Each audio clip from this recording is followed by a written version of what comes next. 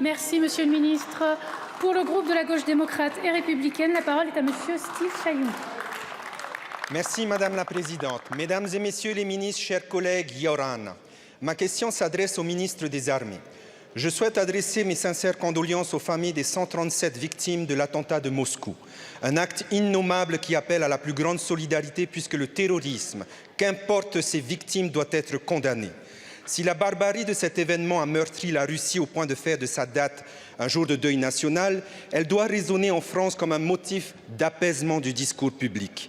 Monsieur le ministre, Daesh a revendiqué l'attentat et malgré cela, le président russe s'efforce de tenir l'Ukraine responsable, allant même jusqu'à bombarder en réponse les villes de Kiev et Lviv. Dans cette offensive précipitée, un missile russe a violé l'espace aérien polonais. La Pologne est membre de l'OTAN. Cela constitue donc également une menace pour les autres membres et notamment la France. La prudence est donc de rigueur puisque la France pourrait être, par le jeu des traités et contre son gré, embarquée dans la guerre. Presque 76% des Français rejettent l'idée d'envoyer des troupes au sol en Ukraine. Et en Polynésie, aucune famille ne souhaite voir ses enfants mourir et la simple idée de devoir s'y préparer alors que le peuple polynésien se souvient encore que c'est grâce à son sacrifice que la France est devenue une puissance nucléaire le révulse.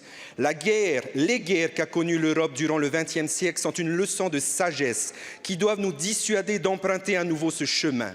Il semble donc judicieux de mettre un terme à cette ambiguïté stratégique pour revenir vers une résolution diplomatique et ainsi apparaître comme le bâtisseur de paix de l'Union européenne plutôt que son chef de file militaire.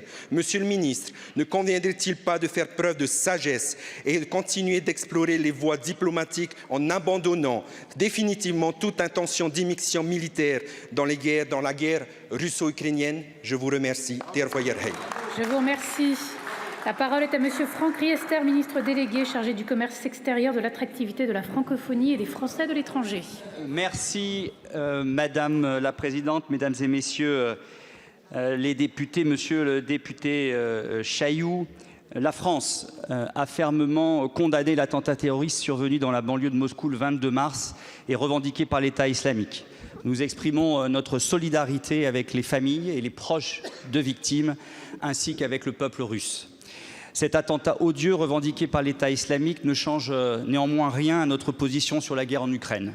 Et nous mettons en garde contre le risque d'instrumentalisation par la Russie de cette tragédie. La Russie s'est engagée en effet dans une fuite en avant qui l'a conduit à faire preuve d'une agressivité croissante à l'encontre de l'Ukraine et de ses habitants, mais aussi des pays européens, dont la France, comme en attestent les actions de manipulation de l'information ou le maintien d'une haute intensité de la menace cyber. C'est parce que nos intérêts de sécurité et ceux de l'Europe sont en jeu, monsieur le député, que nous ne laisserons pas intimider et continuerons d'aider l'Ukraine, en particulier dans le domaine militaire. Notre objectif est clair, la défaite de la Russie qui signifie la victoire du droit. Et nous devons nous en donner les moyens, monsieur le député. Sachez que nous sommes mobilisés aux côtés de l'Ukraine, avec l'ensemble des 27 et tous nos partenaires, pour soutenir l'Ukraine à tous les niveaux, y compris évidemment en matière militaire, dans le sillage de la conférence de soutien du 26 février dernier à Paris. Je vous remercie. Merci, monsieur le ministre.